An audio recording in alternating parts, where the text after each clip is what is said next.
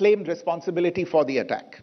This group is a front for the UN-proscribed Pakistani terrorist group Lashkar-e-Taiba. It is notable that India had given inputs about the TRF in the half-yearly report to the monitoring team of the UN's 1267 Sanctions Committee in May and November 2024, bringing out its role as a cover for Pakistan-based terrorist groups. Earlier too, in December 2023, India had informed the monitoring team about Lashkar and Jaish-e-Mohammed operating through small terror groups such as the TRF.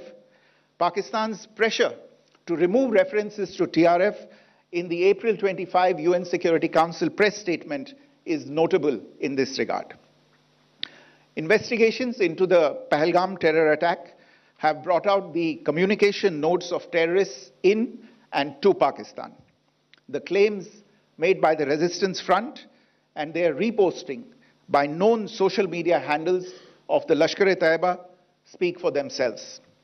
Identification of the attackers based on eyewitness accounts as well as other information available to law enforcement agencies has also progressed. Our intelligence has developed an accurate picture of the planners and backers of this team. Lily Halal Beauty Soap, BSTI কর্তৃক সনদপ্রাপ্ত দেশের প্রথম হালাল beauty soap, দীপ্তিময় উজ্জ্বল ত্বকের জন্য। The features of this attack also tie in with Pakistan's long track record of perpetrating cross-border terror in India, which is well documented and beyond question. Pakistan also has a well-deserved reputation as a haven for terrorists from around the world, with internationally proscribed terrorists enjoying impunity there. In addition, Pakistan has been known to willfully mislead the world and international forums, such as the Financial Action Task Force, on this issue. The Sajid Mir case, in which this terrorist was declared dead, and then, in response to international pressure, brought back to life, found alive and arrested, is the most glaring example. The latest attack in Pahalgam has understandably generated deep anger in Jammu and Kashmir and in other parts of India. Following the attacks, the government of India naturally responded with a set of initial measures relating to our engagement with Pakistan. You're all aware of the decisions that were announced on the 23rd of April. However, it was deemed essential that the perpetrators and planners of the 22nd April attack be brought to justice. Despite a fortnight having passed since the attacks, there has been no demonstrable step from Pakistan to take action against the terrorist infrastructure on its territory or on territory under its control. Instead, all it has indulged in are denials and allegations.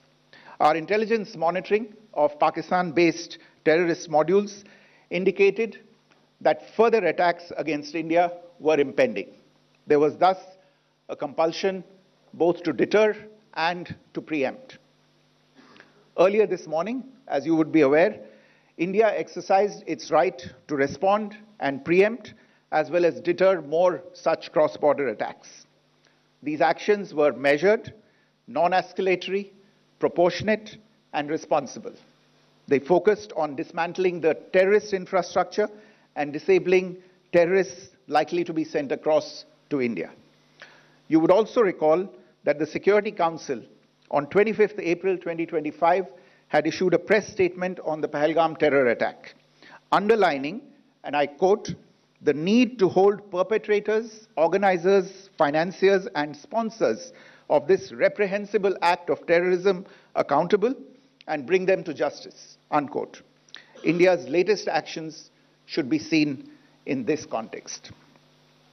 Joining me for this briefing on our actions earlier this morning are Colonel Sophia Qureshi and Wing Commander Vyomika Singh. I will request them to share some details regarding Operation Sindoor with all of you.